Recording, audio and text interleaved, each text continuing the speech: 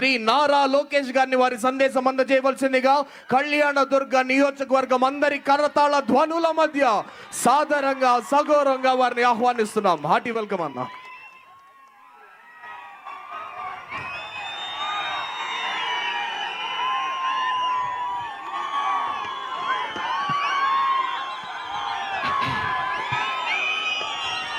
అందరు 2 నిమిషాలు ఓపిక పట్టాలి, గొంతు పోయింది.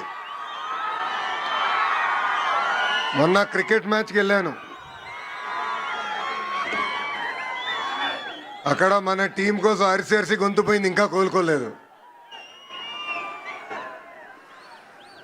జై కనక, జై కనక, జై జై కనక. ఈరోజు చాలా మంచి రోజు. మహాభక్తుడు కనకదాస్ గారి జయంతి.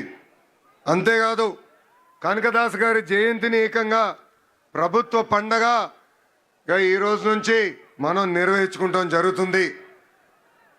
ఈరోజు పెద్ద ఎత్తున కనకదాస్ గారి విగ్రహం కూడా మన ఆవిష్కరణ చేసుకుంటాం కూడా నాకు చాలా చాలా ఆనందంగా ఉంది.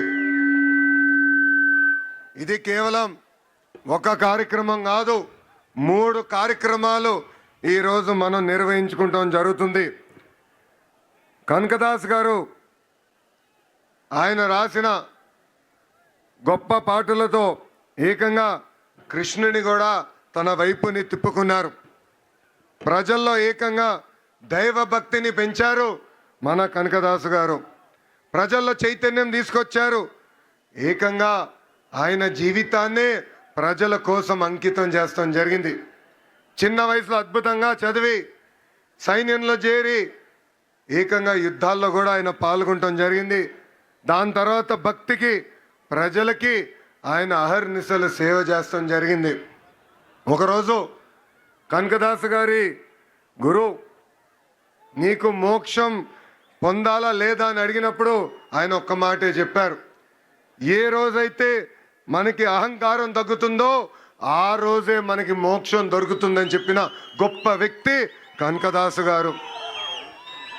కనకదాస్ గారి జీవితం మనందరికి ఒక స్ఫూర్తి. ఆయన చూపించిన మార్గం సమాజానికి ఒక ఆదర్శంగా నిలబడుతుంది. ఉమ్మడి అనంతపూర్ జిల్లాకి మా కుటుంబం చాలా రుణపడి ఉంటుంది. విశ్వవిఖ్యాత నట సార్వభౌమ స్వర్గశ్రీ నందమూరి తారక రామారావు గారిని 3 సార్లు గెలిపించి శాసనసభకు పంపించింది అనంతపురం జిల్లా. నా మామ నందమూరి హరికృష్ణ గారిని ఒక్కసారి గెలిపించి శాసనసభకి పంపించిన పుణ్యభూమి అనంతపురం జిల్లా. ఇంకొక మామ కూతురిచ్చిన మామ నా ఒక్కడికే ముద్దుల మామయ్య, మీ అందరి బాలయ్య అని కూడా 3 సార్లు హ్యాట్రిక్ గా గెలిపించి శాసనసభకి పంపించిన గొప్ప నేల అనంతపురం నేల. ఈ నేలకి మేము ఎంత చేసినా తక్కువే. మా జీవితాంతం మీకు రుణపడి ఉంటామని ఈ సభాముఖంగా మీ లోకేష్ మీకు హామీ ఇస్తున్నారు. అనంతపురం అంటేనే తెలుగుదేశం పార్టీ, తెలుగుదేశం పార్టీ అంటేనే అనంతపురం. మా కురుబ సోదరులు నాడు నేడు ఎప్పుడూ తెలుగుదేశం పార్టీకి అండగా నిలబడ్డారు. అన్న ఎన్టీఆర్ దగ్గర నుంచి బాబు గారి వరకు కురుబ సోదరులంటే గుండెల్లో పెట్టుకుని కాపాడుకుంటారు. అందుకే మీరు చూస్తే కురుబ సోదరులకి కార్పొరేషన్ ఏర్పాటు చేశాం. 300 కోట్ల రూపాయలు మనం నిధులు కేటాయించి అనేక పనులు చేశాం. గతంలో కురుబ సోదరుల కోసం పెద్ద ఎత్తున భవనాలు కూడా మన ప్రభుత్వం కడతాం జరిగింది. ఇంతేకాదు రాజకీయంగా ఆర్థికంగా మా కురుబ సోదరులకి స్వాతంత్రం వచ్చిందంటే దానికి కారణం తెలుగుదేశం పార్టీ. పెద్దలు చెప్పినట్లు రామచంద్రారెడ్డి గారి దగ్గర నుంచి పార్థసారథి గారు కానివ్వండి, సవితమ్మ గారు కానివ్వండి, ఇప్పుడు బస్సుపతి నాగరాజు గారు కానివ్వండి, మంత్రులుగా, టీటీడీ బోర్డు మెంబర్లుగా, ఎంపీగా, జడ్పీ చైర్పర్సన్ గా, మేయర్లుగా, ఇప్పుడు ఏకంగా ఏఎంసీ చైర్పర్సన్ గా తయారు చేసింది తెలుగుదేశం పార్టీ. 2019 నుంచి 24 వరకు మనం ఒక చీకటి రాష్ట్రం చూసాం, చీకటి రాజ్యం చూసాం. బీసీ సోదరులు బయటకు వచ్చి మాడితే ఆ రోజు మన ఎట్లా కొట్టి తరిమారో మనందరం చూసాం. మన బిడ్డల పైన ఏకంగా పెట్రోల్ పోసి తగలబెట్టి చంపిన రోజులు మనందరం చూసాం. అందుకే మా బీసీ సోదరులు ఒక తిరుగుబాటు వచ్చింది. తెలుగుదేశం, జనసేన, భారతీయ జనతా పార్టీని ఎప్పుడు లేని విధంగా 94% సీట్లలో గెలిపించి మమ్మల్ని మీరు ఆశీర్వదించారు. చేయాల్సిన పనులు అనేక ఉన్నాయి. నాకు ఇప్పుడు కూడా బాగా గుర్తు, పాదయాత్రలో మన సంఘ పెద్దలందరినీ కలిసా, వాళ్ళందరితో నేను చర్చించా. ఆనాడే వాళ్ళకు కోరారు కనకదాస్ గారి జయంతిని రాష్ట్ర పండుగగా శాశ్వతంగా నిర్వహిస్తే బాగుంటుందన్నారు. అది చేసి ఈ రోజు మీ ముందల మీ లోకేష్ నిలబడుతున్నాడు. అంతేకాదు బేరప్ప గారి పేరుతో గుడులు కూడా ఏర్పాటు చేయాలని పెద్దలందరూ కోరారు. నేను టీటీడీతో కూడా మాట్లాడాను. తప్పనిసరిగా గుడులని అవసరం మేరకు కట్టిస్తామని ఈ సభాముఖంగా హామీ ఇస్తున్నాం. పూజారులకి గౌరవ వేతనం కూడా ఇవ్వాలని పెద్దలందరూ నన్ను అడుగుతాం కూడా జరిగింది. ఆ ఫైల్ కూడా సర్క్యులేషన్ ఉంది. తొందరలో కూడా అది అందజేస్తామని ఈ సభాముఖంగా హామీ ఇస్తున్నాం. మా కురుబ సోదరులతో కోసం గతంలో అనేక కమ్యూనిటీ భవనాలు కట్టాం. చివరి దశలో పనులకు వచ్చి గల ప్రభుత్వాలు మారినాయి. ఆ పనులు పూర్తవలేదు. వచ్చే 12 నెలల్లో కురుబ భవనాలన్నీ పూర్తి చేసి మా కురుబ సోదరులకు అందజేసే బాధ్యత మీ లోకేష్ తీసుకుంటాడు. ఆదరణ పథకం కింద పనిముట్లు అందజేయాలని గౌరవ ముఖ్యమంత్రి గారు ఇప్పుడే గౌరవ మంత్రి సవితమ్మ గారితో కూడా చర్చిస్తాం జరిగింది. ఆ కార్యక్రమం కూడా ముందలు తీసుకెళ్తాం. కురుబ సోదరులకి ఇన్సూరెన్స్ కార్యక్రమం కూడా చేస్తే బాగుంటుందని పెద్దలు గతంలో కోరారు. అదేవిధంగా గొర్రెలకి మేత కానివ్వండి, మందులు కానివ్వండి, షెడ్లు కూడా ఏర్పాటు చేస్తే బాగుంటుందని కోరారు. నాకు అన్న సమానమైన నా పవనన్న కూడా పంచాయతీరాజ్ గ్రామీణాభివృద్ధి శాఖ మంత్రిగా ఉన్నారు. ఏకంగా ఆవుల కోసం ప్రత్యేకంగా షెడ్లు కూడా ఆయన ఏర్పాటు చేస్తున్నారు. తప్పనిసరిగా మా కురుబ సోదరులకు అవసరమైన మేరకు షెడ్లు కూడా ఏర్పాటు చేసే విధంగా మా అన్నతో నేను మాట్లాడి చేస్తానని ఈ సభాముఖం మీ అందరికి నేను హామీ ఇస్తున్నా. ఇప్పుడే పెద్దలు సురేందర్ బాబు గారు మాట్లాడుతూ నన్ను ఒక విషయం అడిగారు. భైరవ్ తిప్ప ప్రాజెక్ట్ పూర్తి చేస్తే బాగుంటుందని కోరారు.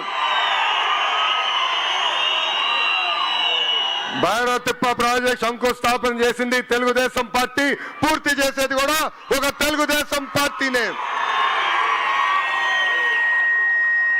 కరువు ప్రాంతం లాంటి అనంతపూర్ జిల్లాలోనే కార్లు పండించే విధంగా అనేక పరిశ్రమలు మేము తీసుకొచ్చాం. సాగునీటి ప్రాజెక్టులు పూర్తి చేస్తాం. మన జిల్లాలో నిరుద్యోగ యువకులకి పెద్ద ఎత్తున ఉద్యోగాలు కల్పించే లక్ష్యంతో ఈ రోజు పరిశ్రమలు మేము తీసుకొస్తున్నాం. తప్పనిసరిగా ఈ సాగునీటి ప్రాజెక్టు పూర్తి చేస్తాం. హార్టికల్చర్ పెద్ద ఎత్తున పూర్తి చేస్తాం. ఆంధ్ర రాష్ట్రంలో తలసరి ఆదాయంలో మన జిల్లా ఇప్పుడు 5వ స్థానంలో ఉంది. అందరం కష్టపడితే రాబోయే 3.5 సంవత్సరాల్లో 3వ స్థానాన్ని కూడా తీసుకెళ్లే బాధ్యత తెలుగుదేశం పార్టీ తీసుకుంటుందని ఈ సభాముఖం మీకు హామీ ఇస్తున్నాం. దశాబ్దాలుగా మన జిల్లాలో ఒక సంస్థ ఆర్డిటి సంస్థ మనకి అనేక సేవలు అందిస్తున్నారు. ఆసుపత్రులు కానివ్వండి, స్వయం ఉపాధి కానివ్వండి, పాఠశాలలు కానివ్వండి, పెద్ద ఎత్తున వాళ్ళు మనకి సేవ చేస్తున్నారు. కొన్ని కారణాల వల్ల వాళ్ళకి రావాల్సిన లైసెన్స్ కొంచెం ఆలస్యమైంది. కానీ నేను నా బాధ్యతగా తీసుకుని ఆ ఫైల్స్ అని నేను ఢిల్లీకి తీసుకెళ్లి అనేక సార్లు కేంద్ర ప్రభుత్వంతో మాట్లాడి ఈ రోజు శాంక్షన్ చేయించుకుని మేము వచ్చాం. ఆర్డిటిని కాపాడితే కాదు, ముందరికి ప్రోత్సహించే బాధ్యత మేము తీసుకుంటామని ఈ సభాముఖంగా అనంతపూర్ ప్రజలందరికీ నేను హామీ ఇస్తున్నా. ఇక్కడున్న బీసీ సోదరులందరూ కూడా ఒక విషయం ఆలోచించుకోవాలి. మనకి రాజకీయ స్వాతంత్రం వచ్చింది తెలుగుదేశం పార్టీ వల్లనే. అన్న ఎన్టీఆర్ దగ్గర నుంచి బాబు గారి వరకు మనకి అండగా నిలబడ్డారు. ఇప్పుడు మీ లోకేష్ మీ ముందర నిలబడుతున్నాడు. గతంలో నేను 3132 కిలోమీటర్లు పాదయాత్ర చేశా. ఉపకులాల వారిగా మిమ్మల్ని అందరినీ కలిసా. మీ సమస్యలు నేరుగా నేను తెలుసుకున్నా. ఆ సమస్యలన్నీ ఇప్పుడు నా గుండెల్లో ఉంది. పరిష్కరించే వరకు నేను నిద్రపోనని ఈ సభాముఖంగా మా బీసీ సోదరులందరికీ నేను హామీ ఇస్తున్నా. ఫైర్ బ్రాండ్ మంత్రి అమ్మ ఉంది. ఎవరు సవితమ్మ. ఎప్పుడు నాతో దెబ్బలాడుతుంది. చెప్తా ఉంటా బీపీ బిల్లలు తీసుకో తల్లి అని. చెప్పిన పని అయ్యే వరకు ఎవరిని వదిలిపెట్టదు. 6 నిమిషాలు మా వెనకాల పరిగెత్తి చేపిస్తుంది తల్లి. ఇప్పుడు తల్లి పైన కూడా బాధ్యత ఉంది. ఒక బీసీ సంక్షేమ శాఖ మార్చులుగా ఆనాడు మనం ప్రజలకు ఇచ్చిన హామీ ఒక పద్ధతి ప్రకారం నిలబెట్టుకోవాలి. మేడం గారు పక్కన ఆర్థిక శాఖ మార్చులు కూడా నుంచున్నారు, కేశవన్న గారు. డబ్బులు కూడా త్వరితగతిగా విడుదల చేయాలని ఈ సభాముఖంగా పెద్దల్ని కూడా కోరుకుంటూ, అదేవిధంగా పార్థసారథి ఉన్నారు వేదికమైన. ఆయన మన తరఫున కేంద్ర ప్రభుత్వంతో పోరాడుతున్నారు. కేంద్రంలో అవసరం నిధులు మన కోసం ఆయన తీసుకొచ్చేదానికి అహర్నిశలు కష్టపడుతున్నారు. ఆయన కూడా కోరేది ఒక విషయం ఉంది. కేంద్రంలో అనేక కార్యక్రమాలు ఉన్నాయి, సంక్షేమ అభివృద్ధి కార్యక్రమాలు ఉన్నాయి. ఆ కార్యక్రమాలు మనం తెలుసుకోవాల్సిన అవసరం ఉంది.